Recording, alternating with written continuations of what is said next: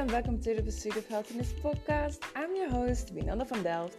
I'm a health and mindset coach, graphic designer, and a cat mom. I love conversations that are on a more raw and deeper level. And today's guest is Jen Bilger. After 20 years in the corporate HR, Coach Jen Bilger decided to follow her true passion to take the best parts of her experience and turn it into a business. As a speaker, certified behavioral consultant and coach, she uses her unique focus on the behavioral side of business to enable leaders and business owners to discover their why and to help them utilize their strengths to enhance their communication and interactions, adapt and adjust to overcome obstacles, and choose the best path to lead them to success. In today's episode, we are going to talk about how to find your true passion. Welcome, Jennifer, to the Pursuit of Healthiness podcast today. I am, as always, excited. But first of all, I want you to tell a little bit about yourself and what we're going to talk about today, so the audience has a little bit of an idea what they can expect from you and what you're doing and everything else. Well, thank you for having me. I'm so excited to be talking with you. It's always a great conversation when we sit here and we just kind of go back and forth and talk about things. So thank you for having me. I'm Coach Jen Bilger. I am a behavioral coach here in the US. I live in Denver, Colorado, but I work internationally with people talking about focusing on the behavioral side of business. And today I wanted to talk a little bit about working on your passion and your purpose and building confidence around who you are and defining that why, so to speak, and everything that goes along with that. So that's really my focus with people is I always say my superpower is helping other people define their superpowers. So I love that.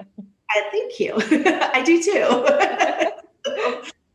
But that's what I do here. So okay, so how did you start doing that? I mean, there's obviously a story behind it, right? Always a story. Always a story.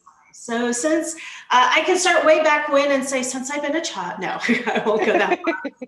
I spent 20 years in the corporate world doing human resources, and just living the dream in the corporate world and doing so many amazing things. And I loved it until I didn't love it. And what I didn't know was I wasn't fully fulfilled with what I was doing. Human resources work, you usually spend about an average of about 50 to 60 hours a week on a normal work week doing that type of work.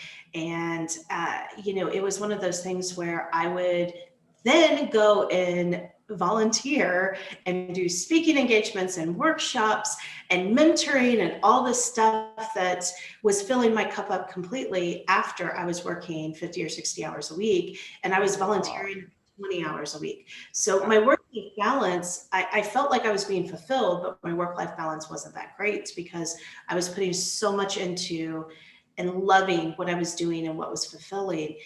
And even before I decided to leave the corporate world, if you would have asked me the question, are you happy with what you're doing? I would have told you I was so happy, and I was not unhappy, and I loved what I was doing, and I loved the career that I had built and the path that I was on and everything that was there, except for there's one thing in human resources that you have to do that I couldn't stand, which nobody should like to do this, which is letting people go. Yeah. And it just drug on me, and it was just a drain on who I was as a person. And I even describe it as it was taking a piece of me out each time I had to do it, because it was just one of those things. And I would give advice to people because I was mentoring and I was coaching and I was counseling and I was doing all this. And I would tell people, if you wake up and you are like, I have to do this, and that's what you keep saying, you shouldn't be doing what you're doing. Well, I started waking up all the time going, I have to let somebody go. I have to do this employee relations issue. I have to do this. But it was part of my job that I couldn't get rid of. And one day I woke up and I'm like, my company had gone through a merger. In about 18 months, I had to let go about 250 to 300 people, laying them off. Wow. Nonstop transactions. It was weeks at a time where I was just telling people they no longer had a position. And I kept trying to make it better because in the merger, they knew it was coming because they didn't want to move to the location that we were now basing whatever they were doing as the position. So they had the choice to move or they had the choice to take the severance. So these are people who already knew this was coming. So it wasn't like I was the one giving the ultimate bad news of sitting down and telling somebody that they no longer had a job, but it was still a very difficult thing to go through when you're constantly sitting down with somebody. Some of these people had worked for the organization that we merged with for 20 years and they no longer had a position. Yeah, so how was that for you? I can imagine. It was a horrible experience for me. Yeah. I would come home and I was just drained. I would schedule them all in back to back so I could get them done and over with. But that was probably the worst thing I could have done because I wasn't giving myself breaks, but I needed to get through it because at the same time, I was also backfilling these positions. So I was hiring a lot of people at the same time. So it was highly transactional for somebody who had already moved on from transactional work. And I knew I had to keep moving forward and keep doing this because this is what happens in mergers and acquisitions.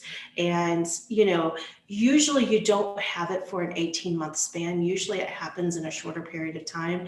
This one just drug out a little bit longer because of the type of company, the type of work, and the type of positions that we needed the knowledge that the people held. So we needed to be able to train people up and things like that. So it just expanded it to about 18 months.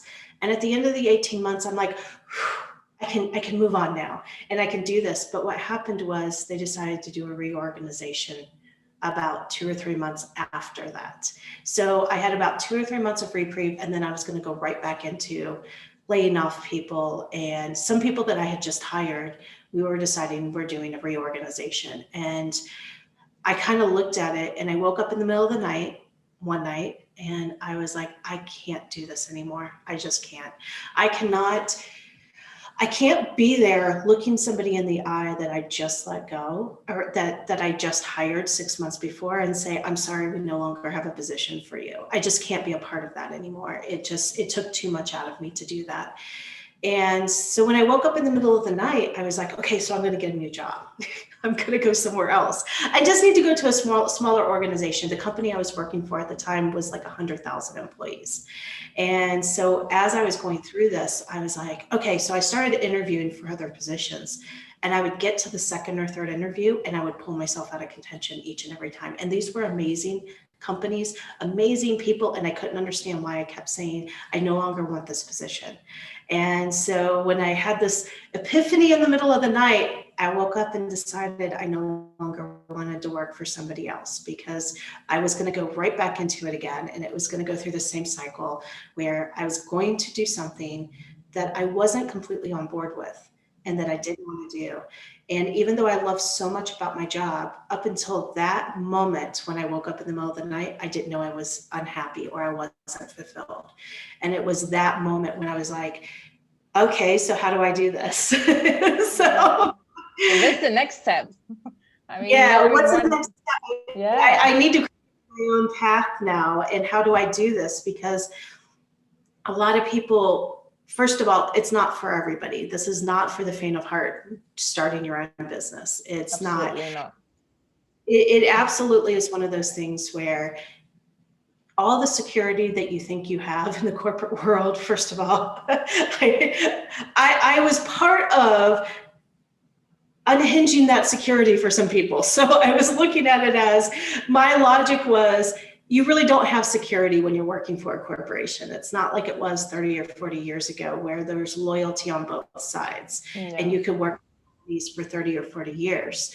And I mean, my grandparents, even my father, worked, I came from a very blue collar family, and these are people who worked in their positions and worked for companies for 20 or 30 years. Or sometime my grandfather worked for the company he retired from almost 40 years. So you're sitting there and on both sides. I mean, you're sitting there and you're looking at this going, there's no longer longevity. People are not loyal on either side. And that security that we think we have really, for me, it didn't exist. And it's not that it doesn't exist. It just didn't exist for me. And that was part of the decision and the logical thinking, because I'm a very logical minded person. And I'm going through all this and I'm like, okay, so the security really isn't there because I just went through hiring a bunch of people and now I'm letting them go. Yeah. And you're going to be working at this company until they're ready to move on. And, you know, those. Exactly. And I was just like, okay, so go through this. And my husband, who had his own company, he was about to go into his 5th year of owning his own business. And that's kind of the sweet spot. If you can get past the first 3 years, the 4th year is kind of when you start making money. And the 5th year is really where you find solid ground. Yeah.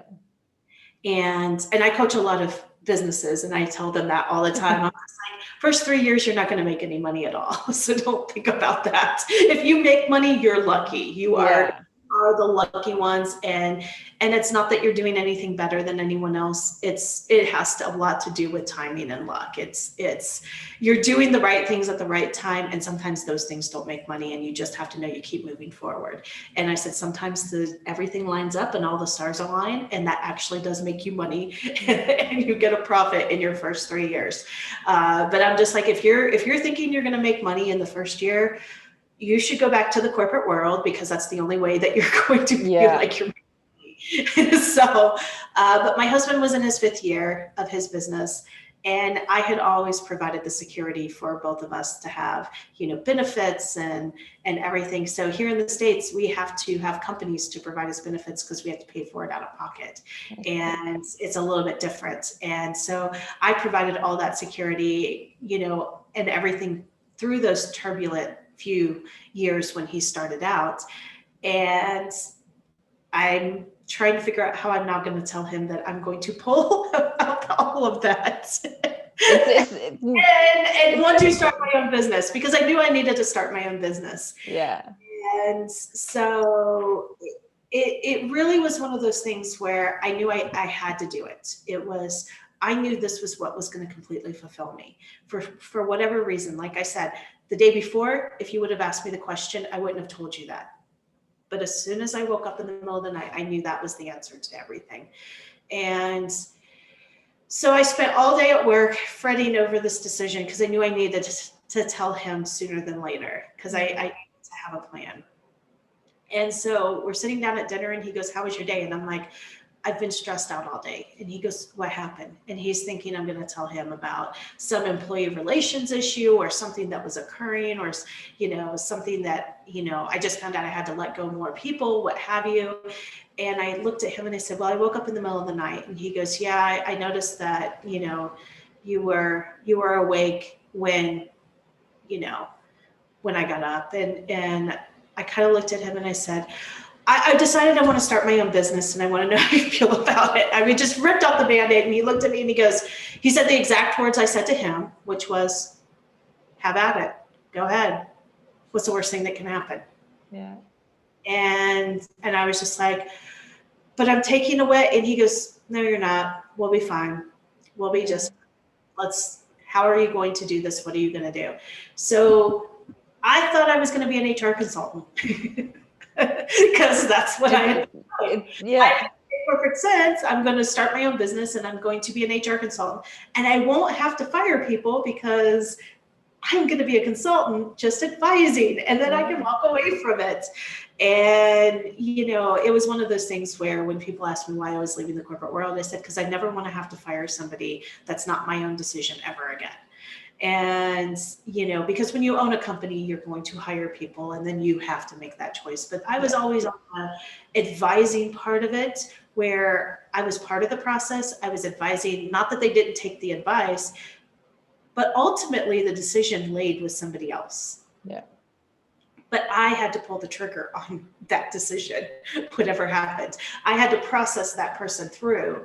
And that was where it was like, sometimes I was like, we could do more for people. We could give them other opportunities. We could try to see if they can work somewhere else. I worked at a very large organization. We weren't the only department.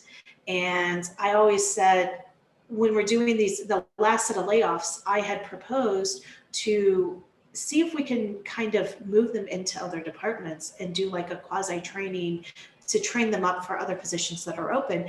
Because as I'm laying off and I got a list of like 40 people, there were over 300, 400 open positions at the time that these people could have went into easily in parts of the company. And with a little bit of training, they weren't completely 100%. But I was just like, can we do like a little mini training to get them in up to speed to where they need to go? Is there something we can do with that? And basically the response I got was not a very great response. It was, we need to make the decision. We need to cut the costs so we can bring the right people into these roles that we need to backfill, blah, blah, blah. We can't waste the time. And it was just like this thing. And I was just like, okay, so maybe I'll do something on that vein. Maybe I'll do that. So I go through this whole entire process and I launched my business. I think I'm going to be an HR consultant. And the first 6 months, that's what I've tried very hard to do. But what I realized is I left the corporate world because I no longer wanted to work in HR.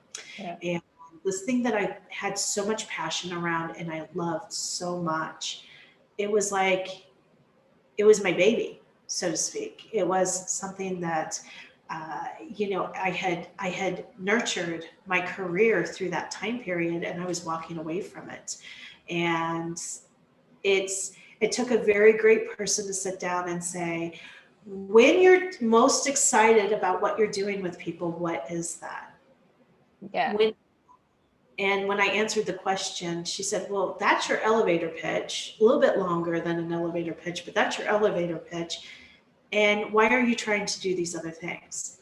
Well, because that's where my experience was. That's what I knew. And that's what I thought my scope of my business should have been. And I was listening to a lot of noise from other people telling me what I should be doing. And that's basically why I molded myself into what I do for people now, which is don't listen to all the noise. Hear the noise, know what the noise is saying, and be able to pull exactly out of it what is going to make that beautiful piece of music for you. And you can put together and compose. And you're going to pull out this piece, and you're going to pull out this piece, and you're going to do this, and you're going to create your own path instead of trying to follow somebody else's path, or a path that you think you need to be walking down. Sometimes you are thinking this is exactly the path you need to walk down, but you have so many obstacles and so many things that are happening. And it's not that I'm telling people that the obstacles, you shouldn't have to encounter obstacles. What I'm saying is, sometimes you have to look at what kind of obstacles are there and realize this really isn't where I need to be going. I am not going to find success on this path. What I also find sometimes is that people make decisions based because they want to get rid of the situation they are in at that moment. So they are trying to look a way out, like no matter what it is, but it doesn't mean that that's the best decision for them in that moment. And I think by questioning ourselves and our acts, what we want, especially what makes us happy, we really need to ask that question. And some people say you cannot always do what makes you happy, but I don't believe that. Well, you absolutely 50-50. And some people are very happy working in the corporate structure, and without those individuals, and I was very happy working in the corporate structure as well. I was very happy with what I was doing until I wasn't happy. And I was almost fulfilled in the corporate world. That's the thing. I wasn't completely fulfilled though. And I'm not a person who can't, I'm a person who needs to have that. Some people they're satiated and they're complete and they're happy and content with almost exactly what they want. So, and then that's okay. And sometimes I actually had a person that I was coaching once, and they had left the corporate world because they kept getting put into management roles in the type of work that they were doing, and they didn't want to manage people. So they decided to go out on their own and freelance and start their own business. And as I was talking with the person, I said, you just need to not be in management. I think you're happier in the corporate world. I talked myself out of a client because, of course, when she went back to the corporate world, everything was fine. But that's exactly what I help people understand is it wasn't the corporate world that you were unhappy with. It was the path that everybody kept putting you on in the corporate world. And some people don't want to manage other people, and that's okay. Yeah. And in some hierarchies, you just have to know the right companies to go towards, because in some hierarchies, to move up in that company, you have to manage people. You just don't work for those type of companies. You work in positions where you can continuously get promoted and things like that without having to manage people. And when we sat down and talked to it, she was just like, so I can only work for small companies that don't have a lot of people. And I said, no, that's not the answer. Here's the type of role that you're doing. All you need to do is find this type of role in this type of an organization, and you'll be just. And she came back, and she's very happy in the corporate world right now. She's excited to be in it. She was not doing well owning her own business because it wasn't truly where she needed to be. She was getting some satisfaction, but she wasn't getting everything she needed. And she needed more security. And owning a business does not give you security. So no, far from it. I always tell people, I'm like, if you want security, owning a business is never going to give you that. And I'm a very direct and blunt individual when I talk to people. I'm like, if you're looking for security and things like that, you have to be able to have a certain ability to take a risk to own a business. Most people are very risk averse. So they should not, this is not a venture they should be doing. Yeah. Yeah, go ahead. Yeah, no, I just wanted to ask you, like, what were the things that you asked yourself or what you did to figure out what worked for you? So when the person asked me that question, when I started talking about what I was really excited about working in, she goes, well, that's what you should be doing. Why aren't you doing that? So the question is always, I was asking myself, where am I happiest? When am I most excited? When am I waking up and saying, I get to do this all the time, instead of I dread this? And not every part of my business is everything I love. I hate bookkeeping. So but you can hire bookkeepers, but I still cut my own invoices. Do you know that it's the hardest thing for me? I picked the hardest thing out of bookkeeping for me to be able to do, but to still to do it. Because I needed some sense of what it looked like for what I was doing. And it would be too much for me to say, ooh, I'm going to type this in an email. It's just easier to cut the invoice, but it's some of the hardest things to do, but because I don't like doing it. I don't like asking for money. So even though I've already had the conversation in some capacity, when you send that invoice, that is like the ultimate asking for money. Like now it's out there. So before this point, you still had an out to say, no, I don't want to move forward. Now it's out there. And now there's this contract that's out there. And so there are still things that I don't like doing as part of my business that I still do. So not everything is my favorite thing in the world. But like today, I get to get up and do stuff like this, and I have the freedom to make those choices. And I love speaking, and I love doing these things. And I just created my business around that. So when I sit down and talk to people, I have some activities that kind of walk people through this, because not everybody can say, well, I think I should be doing this. And then all of a sudden they have the epiphany, and it just doesn't work that way for most people. Actually, I'm surprised that I actually did that myself. Like when I tell that story, I'm like, I think I'm a unicorn, because I don't know how that is exactly. I think, in the whole entire universe and everything, somebody somewhere knew that is exactly what I needed to make the choice and decision. Like I was looking for signs, and I was looking for signs for like, I was trying to figure out what I was going to do for like 6 months. So it wasn't like I literally just woke up one night, but I was looking for answers I was interviewing for other positions, and I was looking for answers to answer what I needed to do next. And so I think somewhere somebody was just like, I need to slap her in the face and let her know this is what it is. It's like the strike of lightning type thing. I absolutely needed that. Not everybody needs that. Everybody can go through different processes. But it's still a process. Yeah. So what I normally do with people when I'm walking them through the same type of thing is have them answer questions. So imagine this is the day you retire. I want you to write what you're most proud of. I want you to write, you know, so we'll do 5 years, we'll do 10 years, we'll do retirement day, we'll pick something that, and I'm like, what are you most proud of accomplishing over the last few years? You know, over the last 5 years, what makes you smile? What is it that you want to be written about? You know, those type of questions. What are those, what exactly do those things look like? I have a whole set of questions that we just go through the process. And it depends on each individual, because some people will tell you a lot in one question. Yeah. Some people you just have to keep pulling that information out of. And so it's one of those things where you're just like, okay, so those are the things you're proud of. Why are you proud of those things? What is it that you feel that's the greatest accomplishment you can have? And a lot of people will look at me and say, this is supposed to be about business, but I'm talking about my family. And I'm like, oh, they're intertwined. Yeah. For you, intertwined. So let's talk about what that looks like, because I feel like to figure out exactly where you need to be, you need to know exactly what you want to accomplish and what you're going to be most proud of.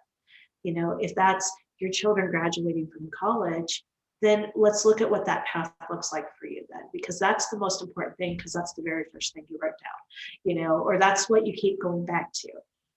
Yeah. So there's a lot of importance there. So let's figure out how to make that work for you. Is that staying in the corporate world? Is that launching a business? Is that doing a side hustle? Is that, you know, is that doing something like, I mean, I for years would speak, do workshops, and mentor people to fill my cup. That's how I was doing it. I decided to flip it and just do those things. Yeah. And make a business out of it. So, you know, it's just one of those things that, are you going to be satisfied by doing that? I did that for a good 7 years, and I was completely fulfilled by doing that. It just became too much for me with my job. If I didn't have to let all the people go, I probably would be in the corporate world doing what I was doing. So yeah. I wouldn't have left, but I could have never started the business where I'm from. Not what I'm doing. So for me to be fulfilled, I had to leave, and I had to put, and I think the hardest thing is, so many people will not put their own happiness above everyone else's happiness. Yeah. And they will spend a lot of time. And it's not that I'm selfish in what I'm doing. No, absolutely not. It absolutely is that I decided that I was going to drag everybody else's happiness down by me being unhappy. So I did put everybody else's happiness above mine, just not what they thought their happiness was about. Yeah. And, you know, and to this day, my mom always tells me she's proud of what I've done and what I've accomplished. But there are people in my family who completely say, when are you coming back? And I have the same. And it's difficult, especially like I have a younger sister and she's turning 16 next month. And I haven't been with her for her birthday for 5 years. And it's hard because every time she's asking, when are you coming back? Or when I ask her, like, what do you want for your birthday? Yeah, that you are here with me. Aww. And it breaks my heart every single time. And I'm like, oh my God. And then I'm saying to her, like, I hope you understand when you are older that I have to do this for myself. And hopefully she will follow me. She comes to this island as well. That's what I hope. But it is really hard. And as you said, like, people are questioning all the time, when are you coming back? Or they are kind of guilt tripping you for leaving. Mm-hmm. And now I'm like, no, my happiness comes first, because if I'm not happy, then I cannot be your best friend or the best sister or the best daughter that I could be. And I've seen since I moved away that a lot of my bonds with family has gone even stronger. So yeah, I agree. I agree with that statement for myself as well. I think that you create different bonds with people, and it does make it stronger. And I will tell you, one of the questions that I truly ask for people is the questions that I tend to go towards is to define whether or not other people's happiness is more important or their own happiness, and not making themselves happy if it's going to be detrimental. Because there are many people out there who, if everybody else is unhappy, they cannot be happy themselves. And so you really need to know that about yourself. And that's why I always tell people it takes a very special person to own a business.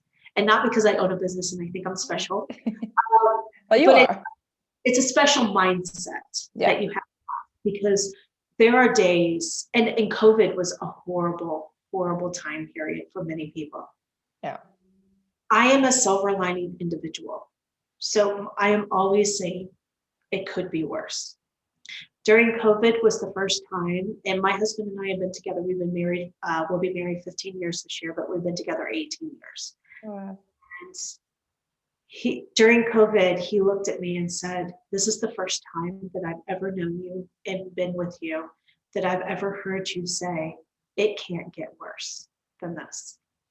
And it was like a 2-week time span where I literally was in that same mode as everybody else was. Business. I was in the second year of my business. I launched my business in 2019. I was just in the second year of my business when COVID hit and everything shut down for me. I was an in-person speaker, and most of the events that I had scheduled for speaking, how I get my business, had moved, rescheduled, or completely canceled out. Yeah. I facilitate groups. Most of my groups had paused at the time, not knowing what was going to happen. I met with clients in person most of the time, and I had to switch them all over to meeting virtually and things. But I had no real way of getting business. Mm-hmm. It was the best thing that ever happened to me. And I will tell you that now, because I do things like this. I turned international. I turned into a coach that reached more people because of doing like podcasts, virtual events, speaking, and not completely saying I need to only focus in the area that I'm in because I need to be in person with people. Exactly. And people would ask me about coaching from afar, and I would actually offer them other people to work with them because I knew my strength, and my strength is in person. I had to build a strength of not being face to face with somebody, because I knew that's why I never did virtual stuff before that. I didn't do online stuff. I didn't do virtual stuff because I knew where my strengths were. And I always put it off for those opportunities to me. And COVID was the best thing that could have happened to me because I had to, it's kind of like not using a muscle, and I had to build that muscle during COVID. And now it's stronger and it's better than how I am in person. And even though that it will always be where my true strength is and where I'm most comfortable and confident, and I can't wait to get back into person, doing in-person things with people. I do know that I have a strength somewhere else, and it may not be 100% where I'm confident, but I build it up to be almost exactly the same. It's like, it's almost equal. But there was a 2-week time period where everything was canceling, everything was shutting down, and they had just announced that we were going to go through another cycle of being closed down, and my city completely closed down. Yeah. Like, I live downtown, and I would look outside and you could not see people anywhere outside in a downtown area. And it was devastating. And it's been a hard time for a lot of people, businesses, like it was. It still is for some. Because I myself was falling apart and I didn't know how to deal with it. And it was the first time in my life that I couldn't see the light. I couldn't see the silver lining. And it was, I think it was about a 2-week time period. And then all of a sudden I woke up one day and I said, by golly, I was on course to speak 36 times. I'm going to speak 36 times and I'm going to figure this one out. Yeah. And so you got your fire back again. You got your purpose back. So there was one group that I facilitated that was a mastermind group for business owners that were just starting out. And I had to be their strength. And I knew that because that's what I do. I help people understand where their strengths are. And I help them get through the obstacles that are there. So what kind of person am I if I can't do it myself?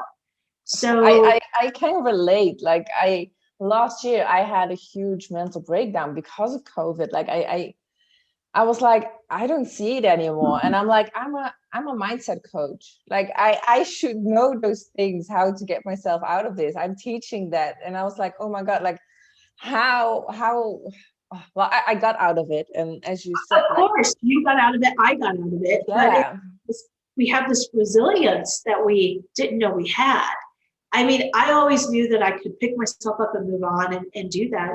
But this was a true test of resilience for many people. And it was a true test of character and who they were. And so it was about a 2-week time span because I had to facilitate this group and we were doing it virtually. And I stepped up and I said, I know that, at the beginning of the year when we set these goals. So I know a lot of our goals right now. I set a goal to speak 36 times this year. And I said, and I know a lot of us are thinking we're not going to meet these goals. This is what we're going to do. We're going to work our hardest to figure out how to do it. So I am going to still speak 36 times this year. I'm going to figure this out. And I'm going to need the support of everybody else. At the end of the year, during our wrap up in December, I actually thanked each and every person that was in there because it's like, without you guys, I wouldn't have made it through COVID. You don't understand because I knew I had to be the strength for you. I had to figure out how to get out of it. And we were talking about where we were with our goals. And I said, I'm very proud to say that I didn't meet the goal this year. I spoke 32 times though in COVID. I figured out how to do it. And I would have spoken 36 times if 6 things didn't get rescheduled to this year from last year. Like I had things scheduled and people's schedules got hairy in November and December because of the holidays. And they rebooked me back into January. And so I started off January after the first week of the year, the second, third, and fourth week of the year. I had already spoken 8 times because of the things that got rescheduled into January. And, but I'm just like, I'm proud of almost making my goal. I am proud. I didn't. You at least worked for it to achieve. I worked you so may not hard for it, but it didn't get me down. And I said, you should be proud of what your progress was because in April, I did not think I could meet this goal at all. I literally thought I wasn't even going to get close to this. I am so proud of the fact that I made it. But how easy would it have been to just give up and just saying like, okay, I know I'm not going to make it, so I'm going to give up. Exactly. Even though you may not made the 36, you still have 32. So you're still working. I was so proud of it. And I was just like, and each and every one of you, I was so excited to tell you how I was doing with this goal. And, and keep everybody moving forward with their own goals. A lot of them had revenue goals. A lot of them were businesses that were completely closed down. They couldn't do anything because they were estheticians or owners of businesses that supported businesses that had been shut down. So many people were completely shut down for months. Yeah. So the revenue goals were, not going to make it. And as we were going through it, they were like, no, I kept going. So even though I didn't 100% make my revenue goal, I am so proud of what I did this year because it would have been very easy to completely give up on it 100%. And they were like, you gave us our strength. And I'm like, but you guys gave me the strength to do it in the first place. You don't understand.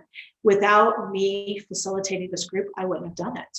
And I think it's about building the right communities. It's about making sure you have the right support system in place. It's about understanding the noise that's around you and what it means for you. The noise oftentimes will give us, it's negative for us. It's a lot of negative stuff. Recently, I saw a quote that said, somebody who is saying you can't do something says more about their character than yours. Yeah, absolutely. I agree. And so when people are saying, when are you moving back? When are you doing this? Why aren't you here? Why did you leave your family? It says much more about their character than it does about yours. Yeah. Because there's something about what they think they're doing that they can't do it themselves.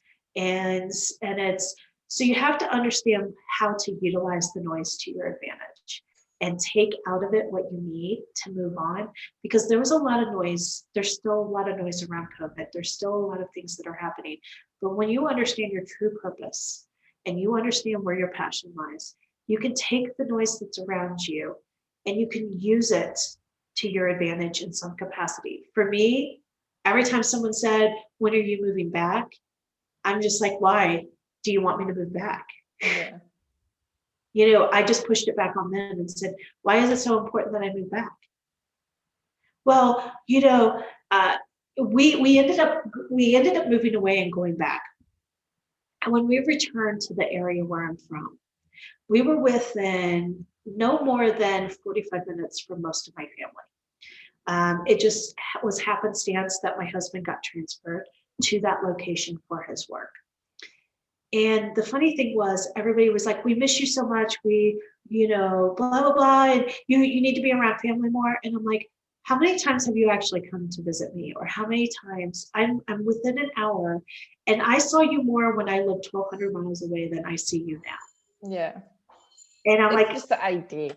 it's that you need to be closer to here so you can come see me. Yeah. And wait. So it really, that quote resonates with me, that it does tell a lot about the character of the individual, because it's really about them, not about you, and about them supporting you. And the people who truly do support you in some way, like I said, even if they're the ones making the most noise about things, there is some sense of support in that, because I understood where I needed to be, and I actually gained confidence into speaking my mind and speaking up for myself, which I never had before. And it was through me kind of, yeah, it's like there's so many things. So taking something that you think is this big bad thing, that's an issue or a problem or a limitation, taking that and really using it to your advantage is something that a lot of times I tell people. I'm like, I know exactly what my limitations are. The reason why I know my limitations is because I take advantage of them. And people are like, "What does that mean?" And I said, because I know it's a limitation, I use it to push myself further because I know that this is something I want to accomplish, or I use it to my advantage, saying, "I know this is a limitation, and I know that this is something I'm not going to be able to 100% do. So I'm going to find somebody who's going to enrich me with me and collaborate with. And I know they're better at this than I am. And I'm going to take advantage of the fact that this is not my sweet spot. And I know that. And they enrich me by me listening to them and collaborating with them and working with them. And so there's so many things that you can do with that noise that's around you. It's, don't let it push you down. You've got to let it lift you up in some capacity. So what is your biggest lesson? Is that your biggest lesson that you've learned, or is there something, another lesson? So I've always been a person that's able to step outside of my comfort zone. Always. And I know that's something that most people don't want to do. Yes, I'm scared of many things. I have fears just like everybody else. I am a normal person with normal things that happen to me. I just look at it differently than most people do. And what I always tell people is the lesson that I've learned is it wasn't so bad when I stepped outside of my comfort zone. It was big and scary. It was darkness. It was cold, and I hate being cold more than anything in the world. All of those things. So when you think of the comfort zone, you think of being in the fluffiest sweater, and it's just nice and comforting and everything. What I always tell people is, it's okay to stay in your comfort zone. I'm not going to tell you, but nothing spectacular, nothing amazing, nothing that is extraordinary happens within the comfort zone. The only thing that happens in the comfort zone is the same old, same old. And there, that's perfectly fine. But if you want extraordinary, if you want the life that other people envy, if you want people to talk about you and say, "I want to be like them," then you have to step outside your comfort zone. You really, and it doesn't take much to step outside. When I took my first step outside the comfort zone, I leaped because I knew I had to leap into wherever the darkness was for me. Most people, I say, just tiny toe in the pool. Just dip a toe in the water and see Go how it outside goes. and test it. Currently on my Instagram, I have a thing called What If, because I've had a few clients and a few people that I've talked to that are like really stuck in where they were. And it was, but what if this? And I'm like, change your mindset. Yeah. So my what ifs are a different set. It's wonder if you step outside your comfort zone and you love it and people love what you're doing. Wonder if you step outside your comfort zone and you rock it like nobody else can rock it and do these amazing things. Wonder if, this is something that is where you're meant to be.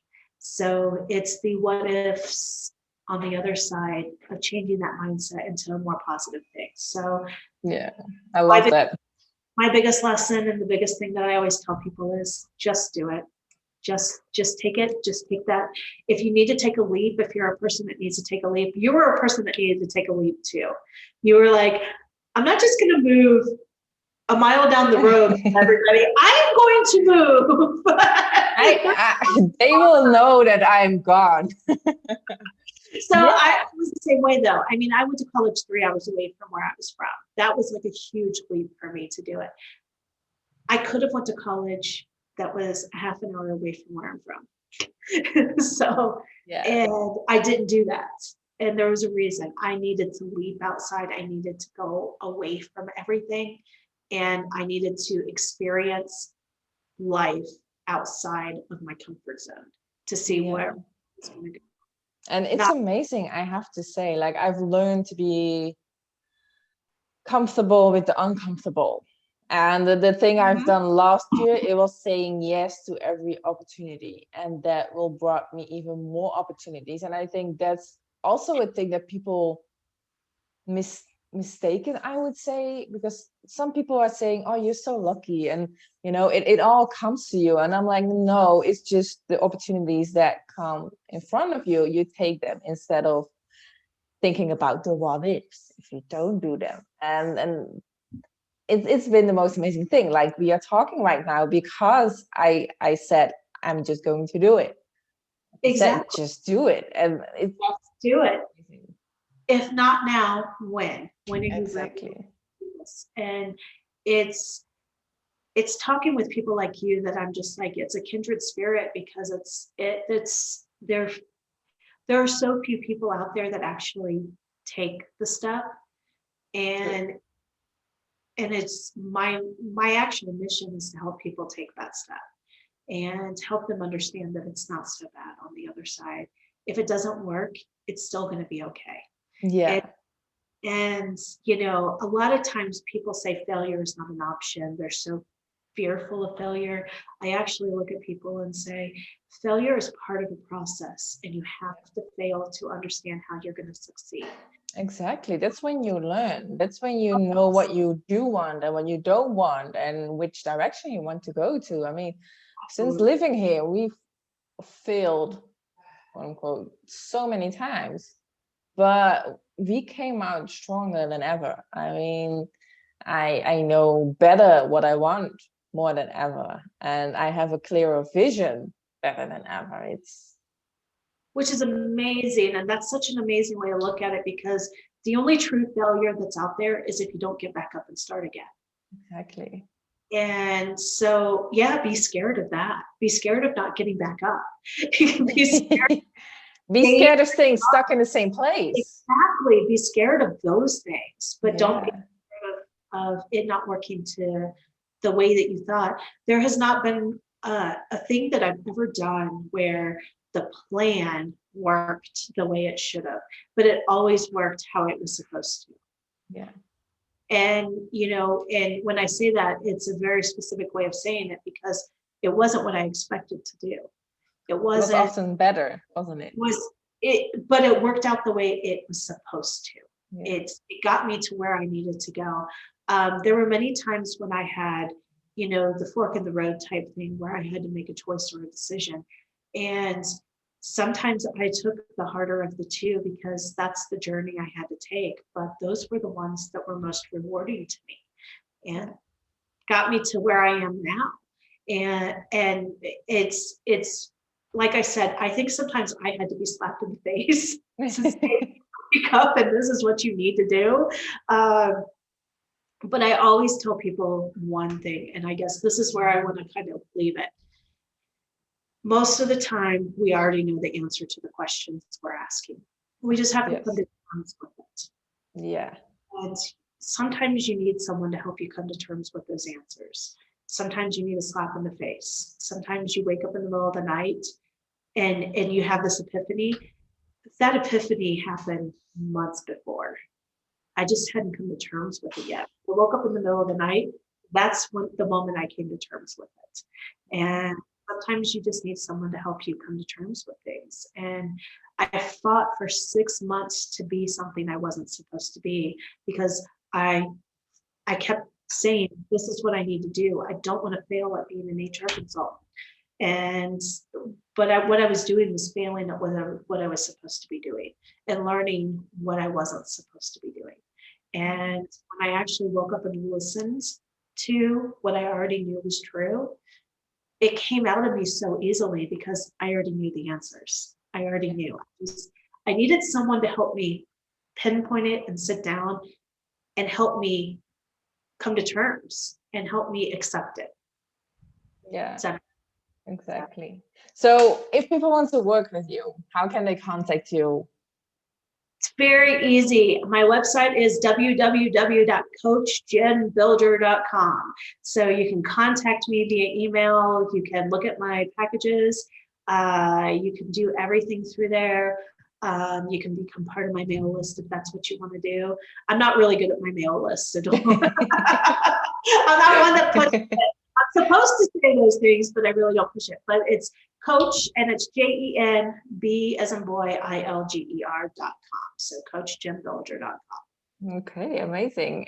Social media? Instagram, I'm Jen Bilger 95. And Facebook, it's at Coach Jen Bilger. And you can follow my hashtag. I have a hashtag for everything I post on social media. Hashtag Coach Jen Bilger. So I branded myself. I just try to make it simple and easy as possible. Hashtag Coach Jen Bilger is where I am.